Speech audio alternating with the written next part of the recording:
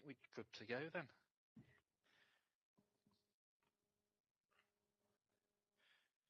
Just a couple of things I need to mention. The County Council hasn't held its annual meeting yet, so we haven't put election of chairman on the agenda. I mean, there's no reason why the committee can't elect a chairman at this meeting, though. But come the December or November-December meeting, if it changes it, obviously the annual meeting, we'll need to revisit it next time.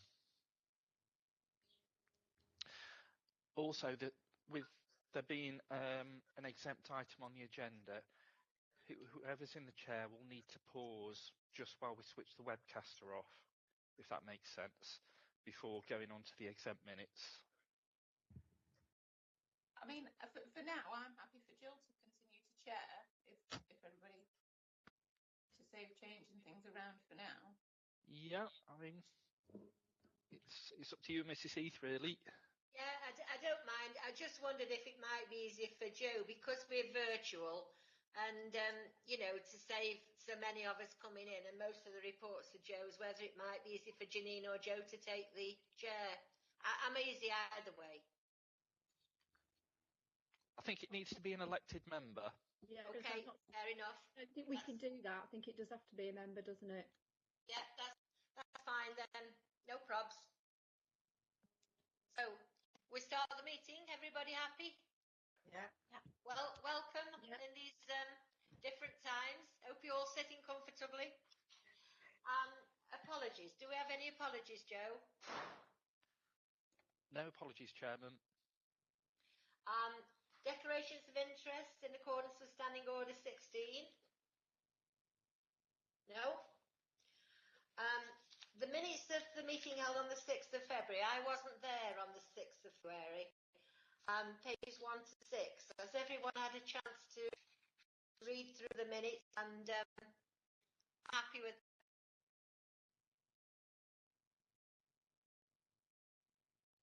Yes, nobody.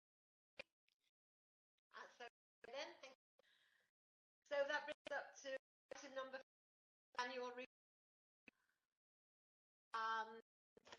Are you taking this, Joe? Yeah. Mute up. Okay. If you give me minutes, I'm going to share screen. I'm just going to point. Oops. She says. Share. No, let's try.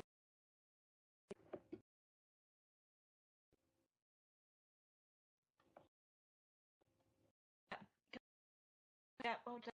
Yeah. If you put it. Yeah.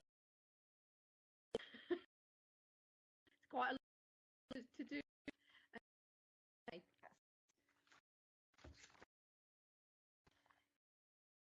So the annual report is brought this meeting of the Jobs Committee annual meeting to agreement requires that a report on all of the work in archive full range activities and progress performance of the service can show achieved towards meeting the overall objectives of archive service within the plan 2018 to 2020. So the key objectives in the fall are delivering an active partnership approach, delivering resilience and stability, reaching and engaging with a wide range of people and building new audience, knowledge across the UK, and increasing our online presence and access. So what I'm going to do, because there's a 32-page annual report in the appendix, but what I'm going to do is just pick out some of the key pieces of work this year, the performance of the service, and then I will finish by just sharing the updated risk register.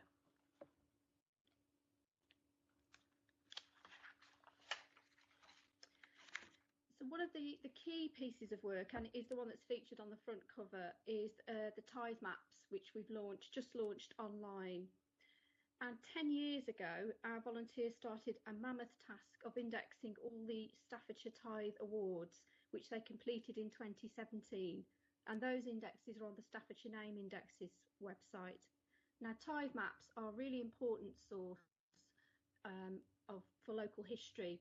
They were created in the 1840s and in effect schedule every piece of land that was still subject to tithes. And these were converted from a proportion of your crops and produce into a rent charge, and that's why the map was created. But they're a real snapshot in time and show almost a complete set of mapping for the county. After the indexes to the awards were completed, our Friends organisation, FOSSA, spent 3 years raising the funds to digitise the maps that accompany the awards, and they raised almost £15,000.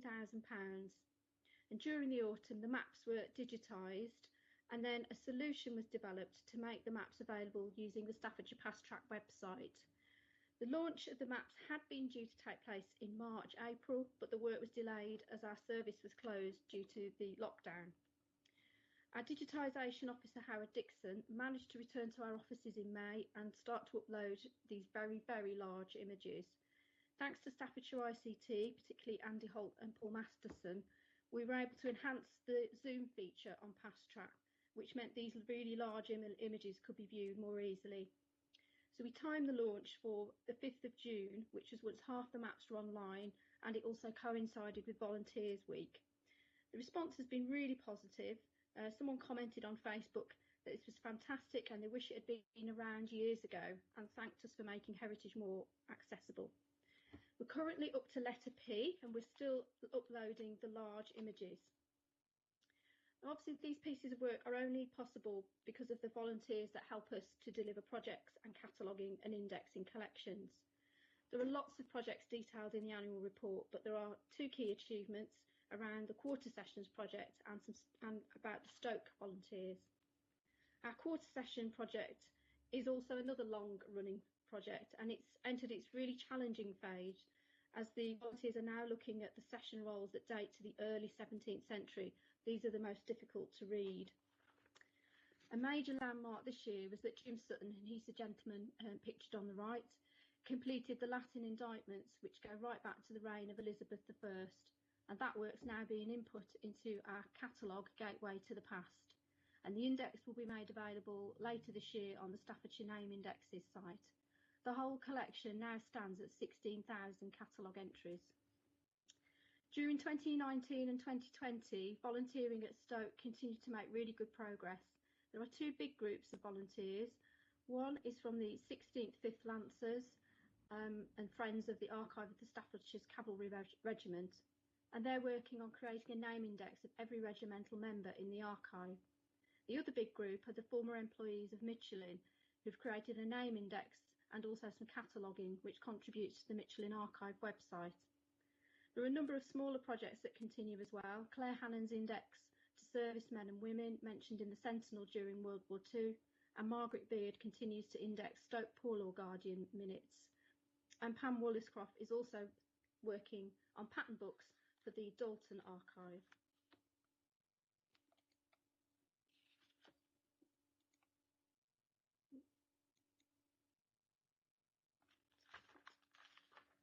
The other key pieces of work are our funded projects.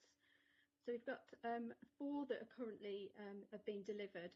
The first one is On Your Doorstep, which was funded by a West Midlands Museum Development Officer small grant scheme. And that was a touring exhibition that brought items from the museum service, the archive service and the Williamsthorpe Library together. It toured through 6 library venues between July 2019 and March 2020. At each of the venues, a creative conversation was delivered by Mal Dewhurst, who's a former Staffordshire Poet Laureate, and a member of the Archives and Heritage team with the library service. There were 5 digital drop-in sessions delivered as well by members of the Archive and Heritage team. Mal Dewhurst also produced 5 poems related to each of the creative conversations, and he filmed a performance of these for Staffordshire Day Online this year. Over the course of the project, we spoke to about 80 people during the creative conversation and drop-in sessions, added 426 digital resources to Staffordshire Past Track, and a total of just over 100,000 library users had opportunity to engage with the exhibition on its tour. In September 2019, we were successful again with our round 1 application for the Staffordshire History Centre project. We were granted permission to start in December and had got going in January 2020. Obviously, we've had to adapt the project to take account of lockdown in March and April and social distancing, and we do have a more detailed report on that later in the agenda. Our other 2 projects linked to universities as well as external funding. So in December, we were really pleased to hear that Keele University's application to the Economic and Social Research Council for a 3-year studentship for the Border Courts project had been successful. That started September this year, and it will extend the lifetime of the project by 2.5 years, enabling us to do more engagement and supporting both our remote and on-site volunteers. In March, we got halfway through the cataloguing part of the project with over 3,000 catalogue entries created. Activity on that had to stop in mid-March as we went into lockdown, because it does require access to the collection. However, what we've done is to sort of rework the project, in which the Archives Revealed funders are happy with. And what we've done is launch a remote volunteer offer. So our volunteers who had been previously working at the History Access Point in Lichfield Library, and you can see those on screen, they're now actually working remotely, continuing to do research and contributing to the blog for the project. The Asylum project, which looks at the experience of mental health care in Staffordshire, reached its midway point in January 2020. It was due to complete in January 2021, but again, partly due to the impact of COVID-19, the Wellcome Trust offered us another 3 months of funding for the project, so we can continue it to April 2021. A key achievement is that we've exceeded targets for patient cases that have been input into the spreadsheet. However, more difficult data capture will be ahead of us, as well as converting the spreadsheet into 2 separate databases. One will be open generally to the public and the other will be restricted access. And the last 3 months of the project will be devoted to that work. Again, we've been really successful with the engagement of the project, with the Asylums blog. Our project assistant has done a lot of work to support on-site and our remote volunteers who are regular contributors, and we have excellent support from Birmingham and Keele universities on the project board. So those are the key pieces of work. Just showing on screen now the overview of the performance for the archive service. So these are our local performance indicators. So we do collect really, really detailed statistics, which are in Appendix 2 of the report. But this is, as I say, the overview of the key one. So they look at use of the service, attendance at all events, talks and community visits, volunteer hours and customer satisfaction, and collecting activity. Now, during 2019-20, we've continued to see falls in the use of the service in person, as in face-to-face, and some falls in online use. Now, overall, it's 12%. However, when we adjust our figures for February and March to take account of the lockdown, this reduces to a 5% fall. We were starting to see falls in visits during February and March as people became more uncertain about visiting public spaces. The overall decline in personal visits does continue with a national trend to archive services. What we are doing more and more is encouraging access to our online material, particularly content which is on Find My Past, where our Staffordshire Parish Registers and wills are available. Some of our service websites had seen a dip in online use. That's partly because of a change in the way the data is collected for the online catalogues. There was a 48% drop there. However, overall, when you add all of the content together, there was actually a 16% increase, and that is mainly the content on Find My Past. Attendance at events has been much lower compared to the previous year, although the previous year we were still in the Staffordshire History development phase, and we had externally funded staff who were attending events for the service and also delivering events. So that's partly why there is a drop. We also got a drop in volunteer hours, but down by about 9% on the previous year. And again, during February to March, our volunteers had stopped sort of visiting our service prior to the suspension as the COVID-19 pandemic spread across the UK. Most of our users are over 55, which means that a significant number are in that vulnerable category. Customer satisfaction we normally measure by an on-site national customer survey, but this year there was a distance survey, so a survey of people who visit either online or through our inquiry service. So we can't really compare the satisfaction rating like for like. However, the satisfaction rating from that survey was 96%, and that's focusing on our inquiry service and advance information. What I'm pleased to see is that collecting activity increased this year. It's up by 4.5% compared to the previous year. What I would say is that the figures have been a little bit more difficult to interpret because of these falls in February and March 2020.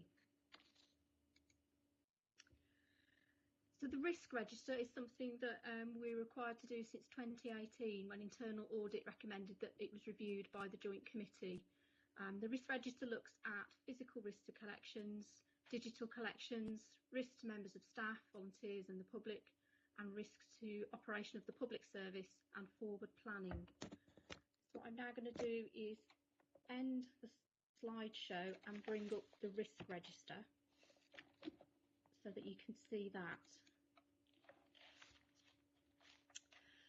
The big change to the risk register is that any of you that were on the Joint Committee last year will remember it was quite a long 16-page Word document, and I've converted it into a single spreadsheet to keep it sort of easier to review and manage.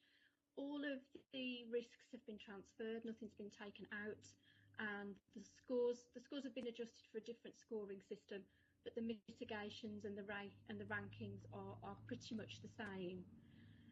There's been just a minor review to each of the risks, but the one that's had the most change, not surprisingly, is risk number 14, which is the impact of a pandemic on the service delivery.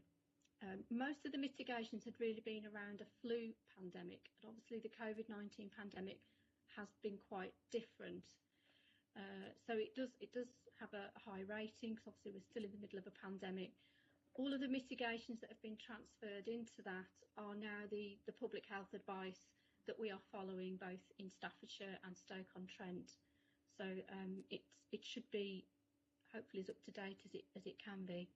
The other risks are pretty much unchanged. So the recommendations for this report is that the annual report is received and approved by the Joint Committee, and that the risk register is reviewed by the committee and agreed. And obviously I'm happy to take any questions, and back to the chair. Thank you, Jo.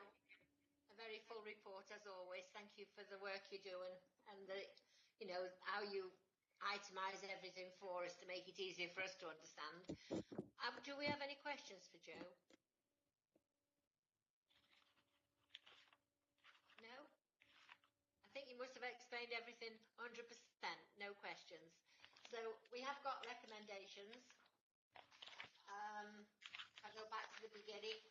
I'm trying to look at the screen and look at my papers as well. Page 7. The recommendations are on page 7. Do you want me to read them out, everyone, or are you happy that we vote and approve them? I'm happy to just move to the vote. Yeah, I'm happy to just move to the vote. So there's 2 recommendations. Well, I might as well say, because they're not long ones, are we? This report informing the committee about the annual report of the work for the period of April 2019 to March 2020 is received and approved. And 2, the risk register for the Staffordshire and Stoke-on-Trent Joint Archive Service is reviewed and agreed. Is everyone happy to approve those? No one wants to object, and there are no. Okay. Can you all raise your hands or not, or can we take it as they've voted okay, Jo? I don't know. Yeah, everybody seems happy. Everybody's raising their hands. Okay. I'm new at this chairing these virtual meetings, so is that okay, Janine? Are you happy to accept that? That's perfect, Jill. Yeah. Okay, then. Okay. When I chair generally, I just say if unless You can put that one to bed then and move on to agenda number 5. That's the final outrun and predicted outturn for 2020-21, page 45 on your agenda. You again, Joe? No, it's Anthony. Hello. Hello. Oh, you joined us. Welcome. Can you all see me? Yeah, we can all see you now, yes. Sorry, we did start, and we're now on out of agenda number 5. That's fine. Yeah, I've had terrible trouble this morning, but I was in just about in time, I think, this morning. Yes, you've had the report circulated, hoping for the final outturn 1920 and the forecast outturn for 2021. That's right. Shall I try and share my screen? See if that works. So it'd be easier to run through it, I think, if it works. I'll switch my camera off and mute, and then you've got the screen. Let me know when you can all see my screen. Yep, bingo. Yeah. Magic. Okay. Yes, concede. Okay, thank you. So, yeah, this is obviously the annual outturn report, and the forecast outturn for the current year. A couple of recommendations about the level of reserve and the outturn position, but I'll just go straight into the detail for now. There's a few appendices attached which have got the detail in, but basically, in 1920 there was a 175,000 overspend. That was in line with what the forecast had been through the year. It's at Appendix 2, so I'll just very quickly go to Appendix 2. Here we go. So 175,000 overspent, with 808,000 spent versus a budget of 633,000. This was largely due to employee overspends. You can see here the employee costs there, but and that was a result of the non-delivery of the savings that was planned for the service on the reorganisation, which due to COVID and the likes just hasn't managed to progress so far as well as intended, and been put on hold temporarily. Obviously, that'll be catching up as we come out of lockdown, but it's also impacting in 2021 as well for now. That 175,000 was absorbed by the council outturns, so it didn't affect your level of reserves during the year. The councils absorbed that, and as I said we'd be doing that through the year. So Appendix 3 has got your states of the reserve position. So we started off with 3 reserves, effectively general reserve, acquisition reserve, and the art fund reserve at Stoke. The general reserve has moved from 297 to 302 at the end of the year. This is a forecast at the end of the current year here. So the grey is the current reserve position at the end of the year. I say because the overspend was absorbed by the council, there's only been a relatively minor change in the reserve balances. Mainly, we use about 4,000 to do some match funding on the Heritage Centre project, History Centre project. Acquisition reserve is still 57,000, hasn't changed at all for several years now. And obviously the art fund grant at Minton as well, 10,000 is still there as well. That was brought forward, and it's still the same balance now. So at the end of the year, we've got 370,000 in reserve, just a fraction higher than it was by about £5,000 at the start of 1920. So going back to the main report, 175 over, explain the fact that the variance is mainly as a result of the non-delivery of savings and the reserve position. Outturn 2021, again, because of the non-delivery of savings, there's still underlying pressure in the service on the Joint High Cost Committee. So at the moment, we're forecasting 129,000 over this year. Again, this is Appendix 4. So we'll go to Appendix 4. Here it is, 129 over. Expectations are that the non-delivery of saving impacts on the Staffordshire side of things. So you can see the overspend here on the core services is about 70,000 over, 74,000 over. and about 60,000 over there as well on the sites. All again on the employees because of the transformation. Stoke are actually reporting about 20,000 under for the year. However, I'm assuming that will be transferred to reserve at the end of the year, so their actual outturn is break even. You can see there. So the overspend of 129 is really just the Staffordshire position. Because of the transfer to reserves of the 20,000 at Stoke, we'll go back to the reserves very briefly. We have 370,000 at the end of 1920. I'm expecting that to move to 350, so down by about 20,000. That's because I'm going to bring in 20,000 from Stoke, so I'll make it 390. But then I'm also assuming that the Art Minton grant will drop out, and we'll use the air conditioning money that was tucked away in reserve of 30,000 as well. So it's 370 brought forward, put 20 in from the Stoke underspend, so I'll make it 390. But then we'll draw out 30 and 10 to make it about a 350,000 at the end of the year, assuming those things happen. So going back to the main predicted outturn, 129 over. Again, we'll be absorbing that within the council at the moment, the Staffordshire Council, and won't impact on your level of reserves other than those couple of items I just talked about. And that's it. I'm happy to take questions on that as best I can, but a couple of recommendations, just to note the outturn and to note really the forecast position for the current year. Any questions? Thank you for the report. Have we got any questions? No? Everybody happy? Emily, you've got a question. No, sorry, I hit the wrong button. Oh, got excited. Sorry, I was getting excited because I saw somebody's hand. Sorry, Anthony. Joe, have you got a question? It's more a comment. I think that in terms of the funding towards the air conditioning, that was when the archive service was expected to remain in the city central library, but that might change, so that money might still be held. Potentially at the end of the year. It might be, yeah. I think it depends on how plans sit now. Obviously, with things have changed with COVID-19, but also depends on how plans develop in Stoke. So it's just a sort of a heads up that might still remain. And obviously, this reserve is a little bit ring fenced at the moment towards the wider transformation programme, isn't it, at the moment? And that's why we're not really touching this to deal with any overspends, because it's important we keep that money available for as and when the transformation heritage centre works continue. Yeah. Is that right? Yeah.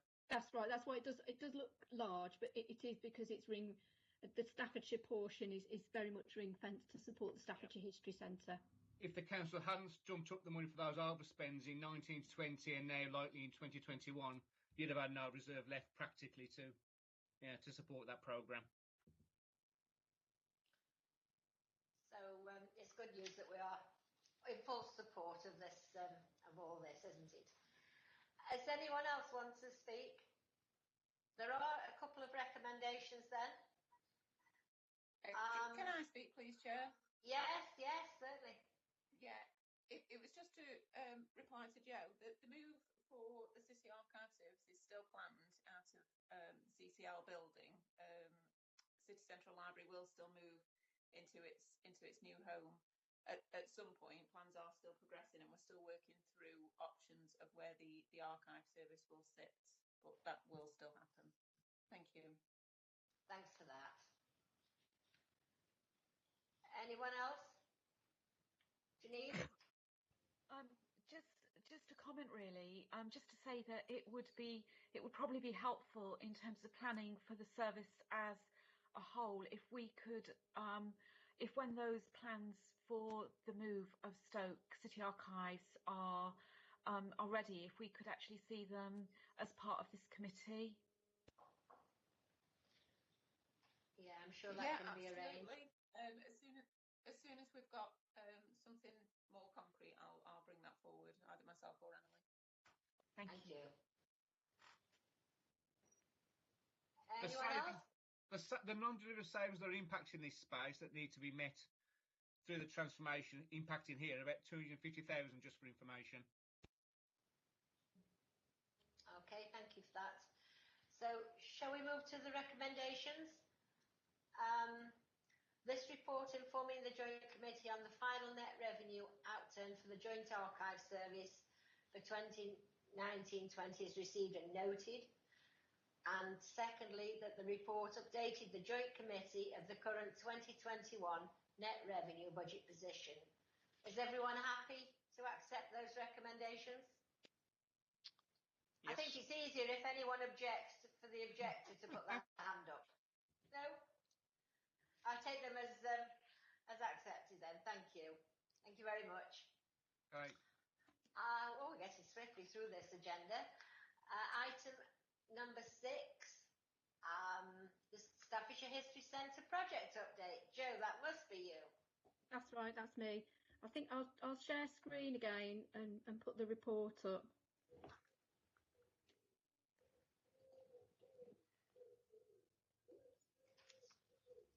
She says, hopefully. Is it showing yet? Not yet. Hang on, let's try again.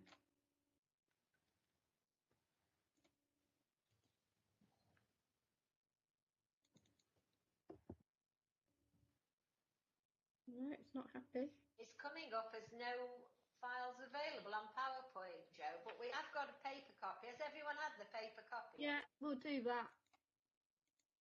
Yeah, not quite sure why. Oh, wait a minute, it started to come up then. Oh, I'm obviously not patient enough.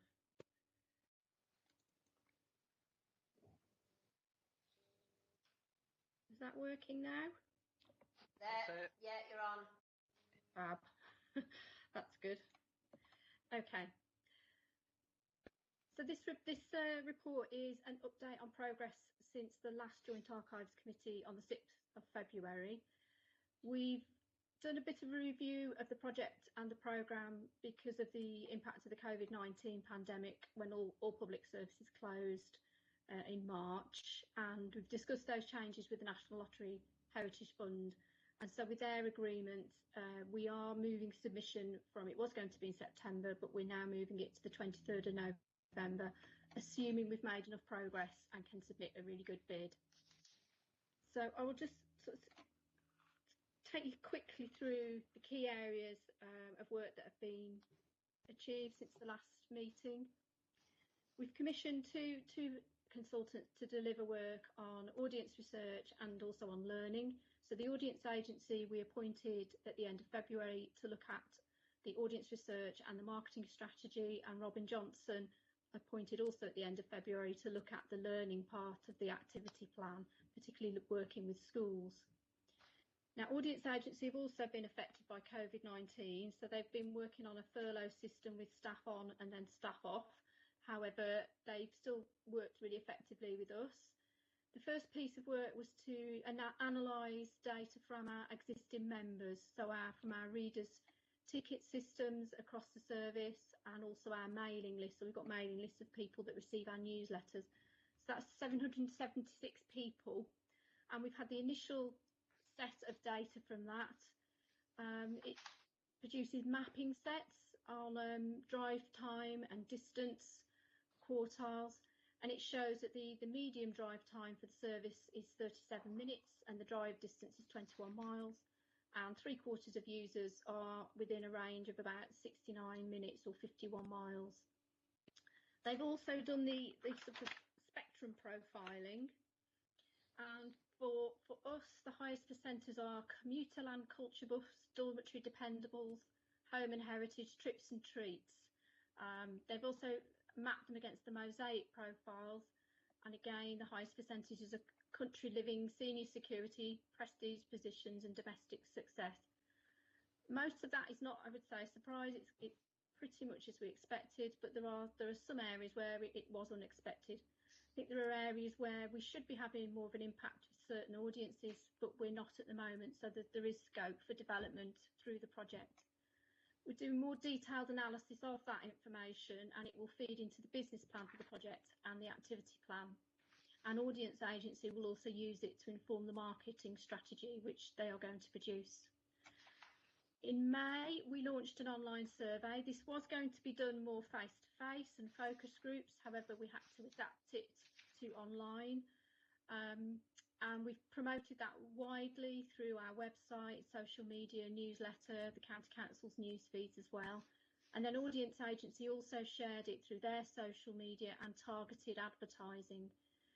So by the 5th of June, we've got to 302 responses, but I can tell you this morning, I heard the survey closed on the 21st of June, and we actually got 440 responses. So we did reach the minimum 400 and just over.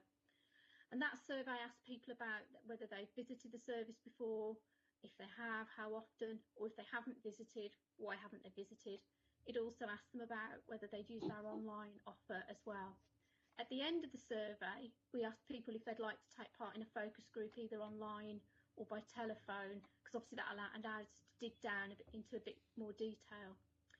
If we're able to, we would like to do some sort of doorstep in-person interviews, probably now into July, I would imagine, in Abbots Bromley. And again, that data would all inform the business plan, activity and interpretation plans. With learning, initially we looked at how we could work differently with our volunteers. It was very much an on-site volunteer offer that we had, and obviously most of those volunteers fall into the sort of vulnerable isolator category. So what we did was we tried a Facebook private group, but not many people were interested in using that. So instead we launched a learning blog, and that was a way of keeping volunteers engaged and offering them opportunities to sort of learn and develop their skills and contribute to that. And that's gone very well. Our consultant Robin has made real progress with schools this time. We really struggled with our last development phase to get a foot in the door with schools. He's got a good relationship with Entrust Education, who are our partner for schools and academies in the county, and they provided expertise and advice and supporting us where possible. There's been a teacher survey available since the end of March. The link was sent by, again, supported by Entrust, to Staffordshire schools, particularly targeting those with a 50% free school meals ratio and also the 50% ESOL speakers on the roll.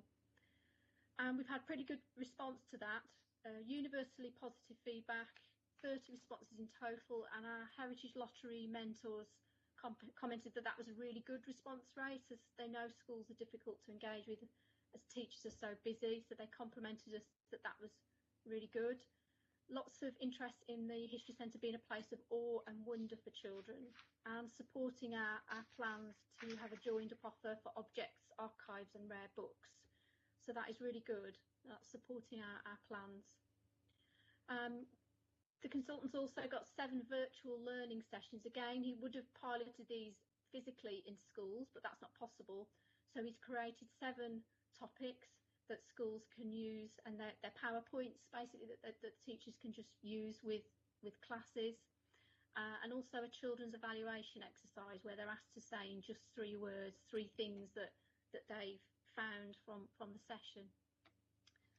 So the aim is to sort of build, just to test the basic concepts and get some feedback, some really honest feedback from teachers.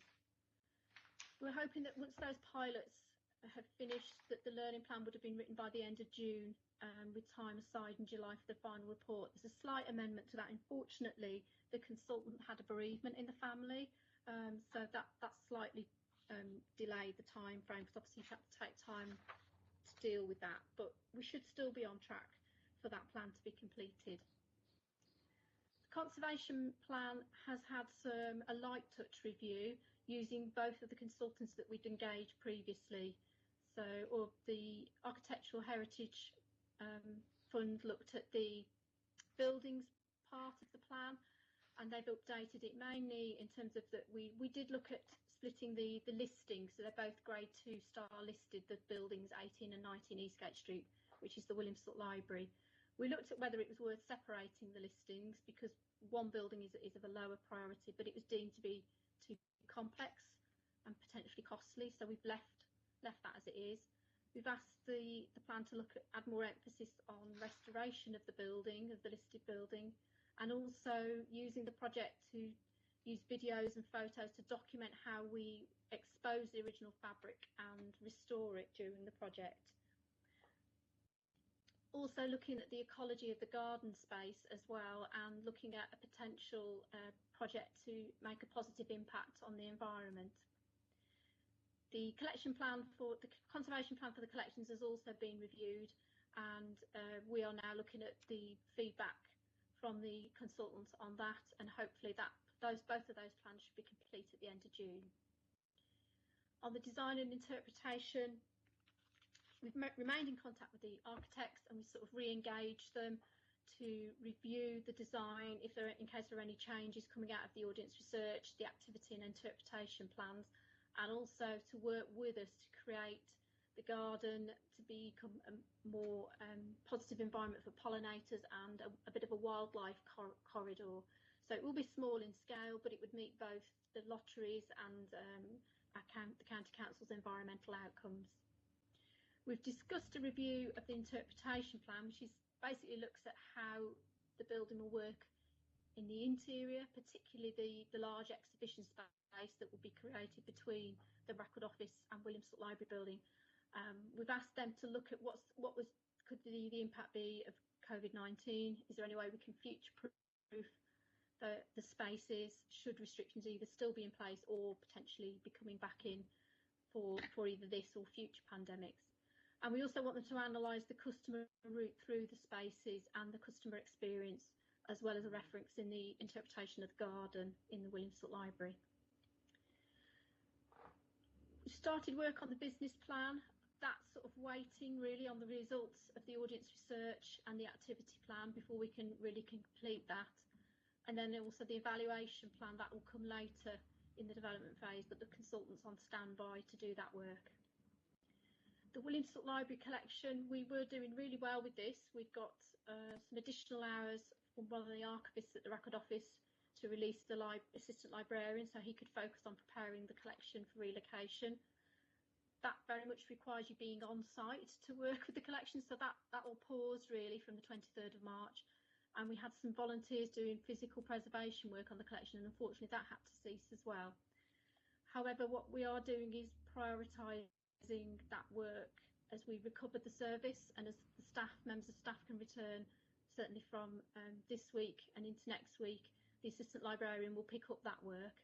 And what we're looking at doing is whether we can use some additional hours for one of our archive assistants to do some of the preservation work, as we don't envisage that the volunteers will be able to return before the end of the development phase. So the revised timescale is the audience research data is going to be presented to the project board on the 22nd of July. We hope to have the draft reports again to be reviewed by the project board in August. That would set us up for a mid-stage review with the lottery late September, and assuming we've made all the progress we hope that we envisage making, we would submit the round 2 application on the 23rd of November. We have maintained really regular contact with our mentors, and that's been very helpful. They've been supportive, and I would say the lottery's been quite flexible in terms of having to readjust the programme because of the lockdown and the pandemic. So going back to the recommendations, it is just asking that the committee notes the update on the History Centre project, and obviously if there are any questions, I'm happy to take those as well. Thank you, Jo. Do we have any questions?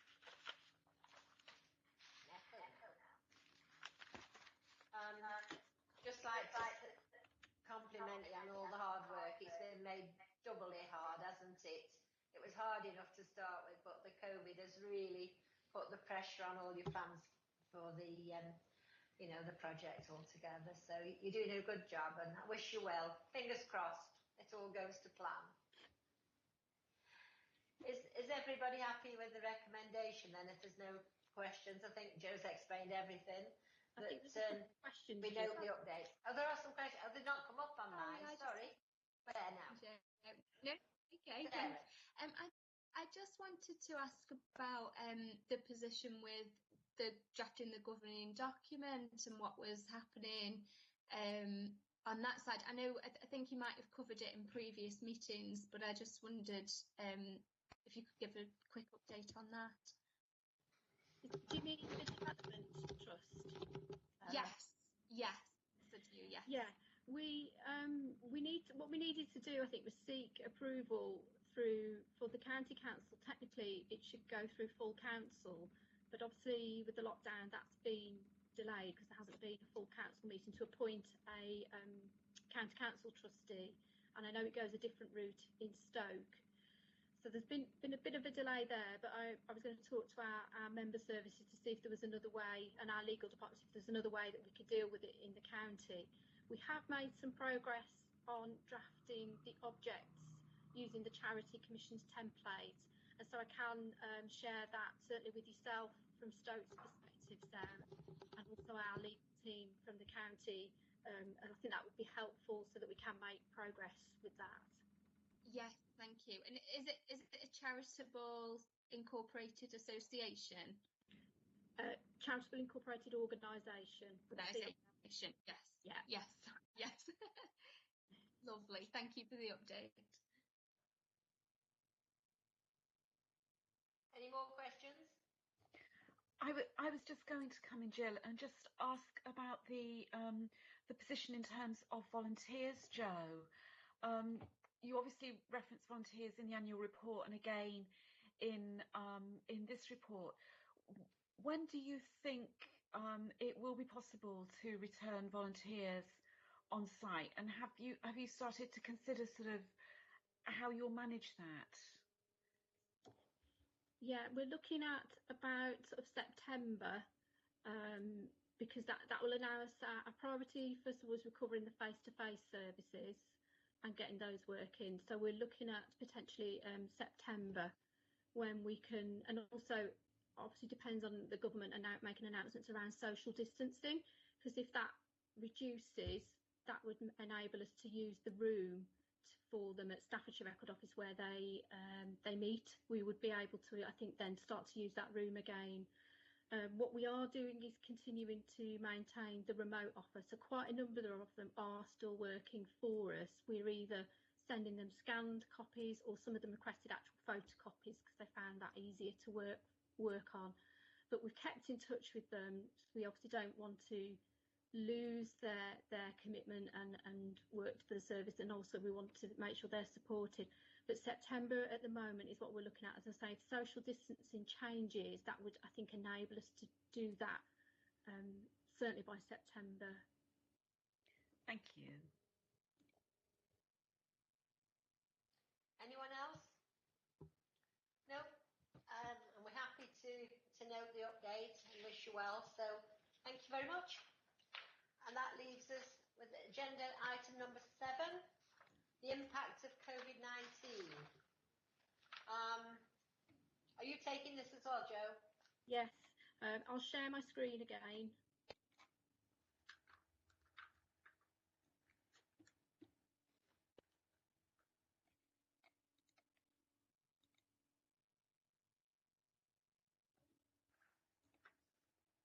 Has that come up? Not yet. Not yet. Let's try it again. Yeah, it's just coming, Joe. That's it. Yeah, is it a slideshow? Yes. Yeah. Okay, excellent. Okay, so there is a written report, but again, I thought that it would be quite good to see some of the activities that we've done during the impact of COVID-19. Obviously, we've had to respond very quickly, as have other services, to adapt them and our offer, and it has meant that all the staff had to work quite flexibly. I would say I think both local authorities took the very difficult decision to close the face-to-face services to the public as the pandemic increased across the UK. So on the 19th of March, Stoke-on-Trent City Archives closed. That was quickly followed by Staffordshire Record Office, Williamsthorpe Library, Lichfield History Access Point and the County Museum offices on the 23rd of March.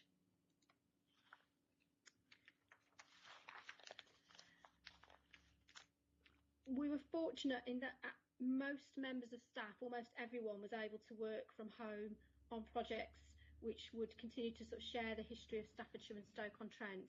And what we did, and I have to say, sort of challenged by Janine, certainly, both ourselves and our library service, we looked at our physical offer and thought, well, how can we deliver that online or enhance what we were already doing online so that we could make people aware on our social media platforms and our website. So what we did was sort of ensure the continuity of that digital offer. We increased the number of digital activities on Facebook, Twitter and Instagram. And I have to say that we did continue to make sure that we checked on our collections. We did essential collection checks, and we did, as far as possible, maintain a remote inquiry service. We couldn't fulfil all inquiries, but where we could, we would answer them and also supply digital copies for requests for images where we could access them. And as a comparison, at Staffordshire Record Office, in the sort of April-May period, our inquiries were down by about a quarter, but we were still getting quite a lot coming through. So what we did, as I say, was to major on Facebook, Twitter and Instagram to share the history of the county, access around our collections, some activities, did some different activities, and we also continued to offer that information and support about how you could find information out, and also maintain contact with our volunteers. And it was a very conscious decision to keep in touch with the volunteers, to keep them engaged with our service. What I would say is that at the same time, 75% of the archive and heritage staff volunteered to support the response through the County Council iCount scheme, and 40% of them were taken up with their volunteer offer, and they supported the vulnerable self-isolator cell, which our library and arts team led. The small team at Stoke-on-Trent City Archives very much played their part in the response as well. So one member of the team worked on their contact centre helpline. We did already have a range of digital resources available before lockdown, but what we realised that once our face-to-face services closed, it was really important to raise the profile of what was available. And we hope that by giving people something to think about, something to do, it would support their health and well-being in what was a really distressing time for people. So the main resources were around the social media. So what we did was promote the family history resources on Find My Past. So our parish registers and wills are available online. Obviously, the Ancestry platform also offers a lot for family history, and the Staffordshire Library Service was able to gain access for library members, and we supported them in promoting that to our users. As I've already mentioned, we had a Facebook group for volunteers, not so well received, so we did set up a learning blog instead. And then we increased the frequency of our e-newsletter. They were normally once a month, but we increased them to 2 a month, and we added quizzes, jigsaws and sort of fun things just to keep people entertained. A new project that we did was Sharing Saturday, which is a new way of engaging people. This time we asked members of the public to tell us about something they own, so their own collections, tell us a little bit about it, or ask us to guess what it was, or ask for some advice about it. And that's revealed a real variety of items and really nice stories, and there'll be an online exhibition of these items. We've seen a really huge engagement with our online offer during lockdown. The key way that we measure our social media is how many people actually look at the posts.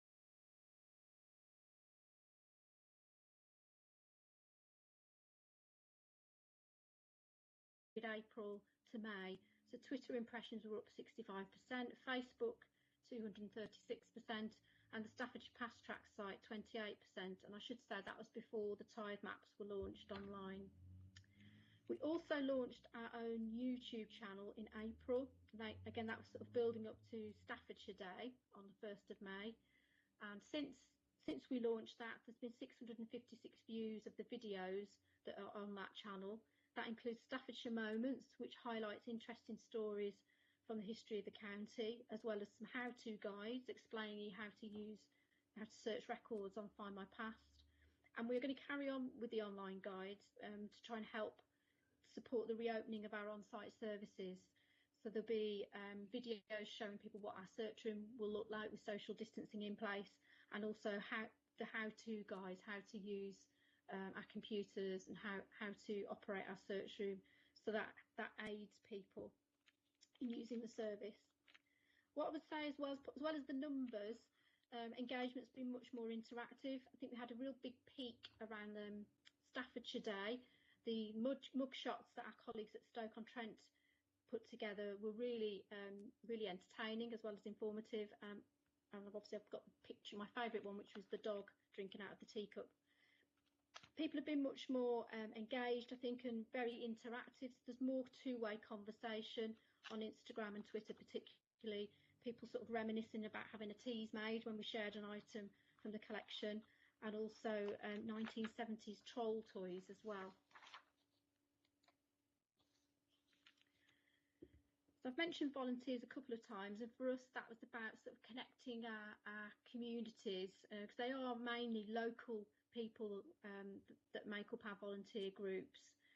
So we focused on keeping them engaged and connected to our service, as we recognised they were probably going to be unlikely to come back into our services for quite some time.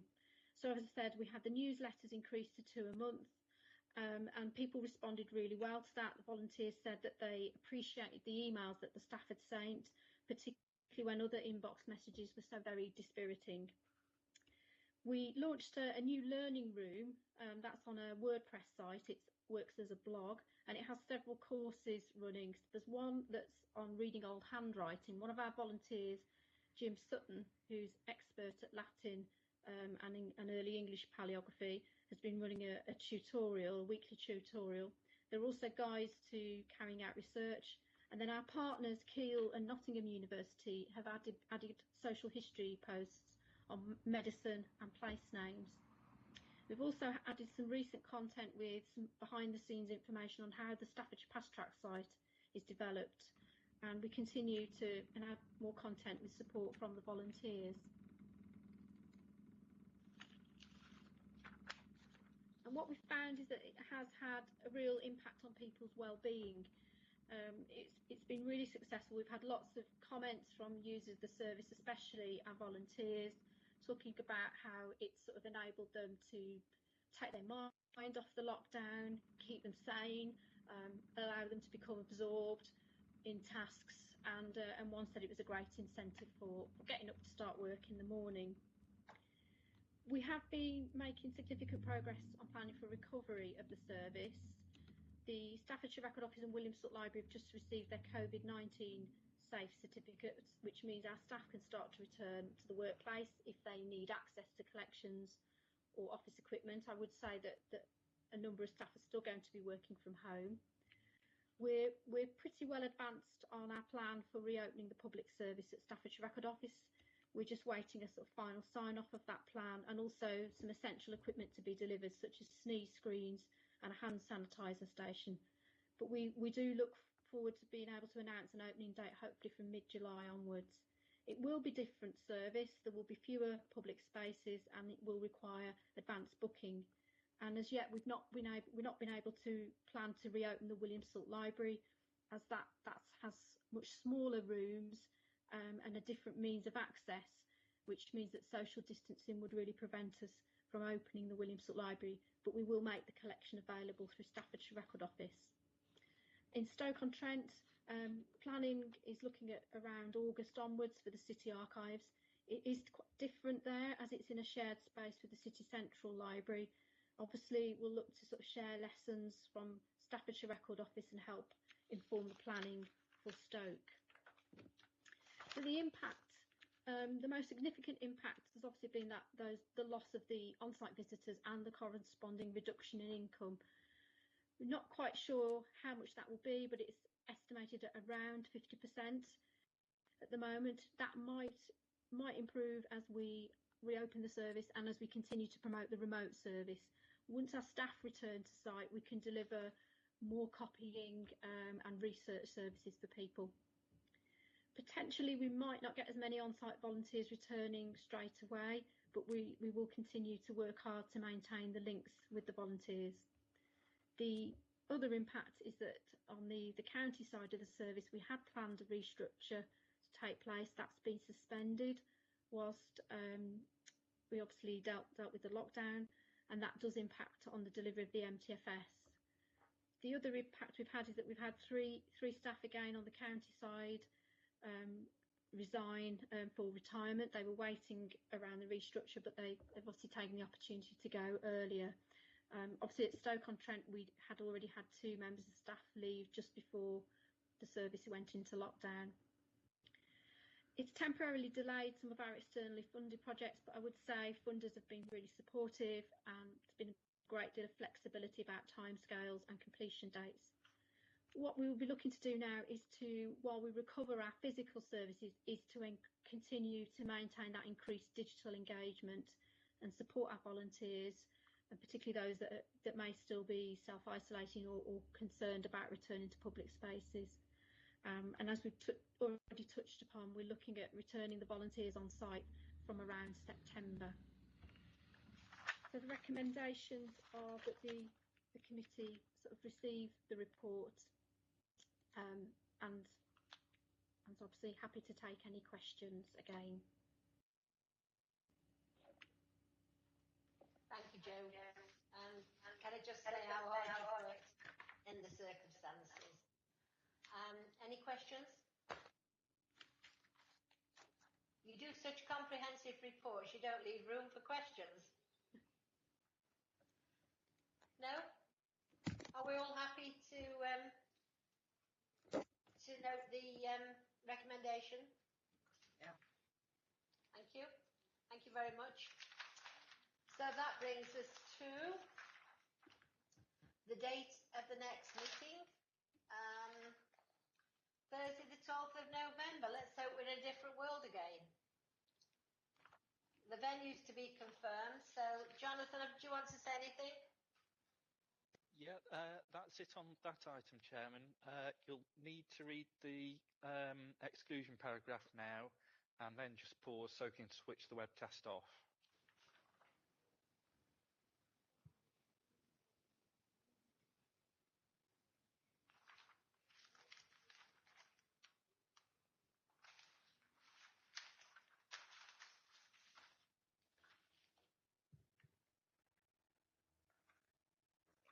Do you want to read the exclusion paragraph, Chairman?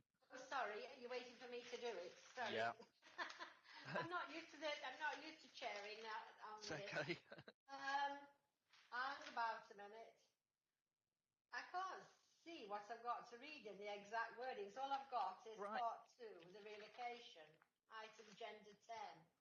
I can't see the Right. exclusion. Okay, it's item 9, Chairman. Exclusion of the public. I haven't got an item 9 on my paper. Wait a minute. Here we are, found it. Send it. Okay. Yeah, sorry.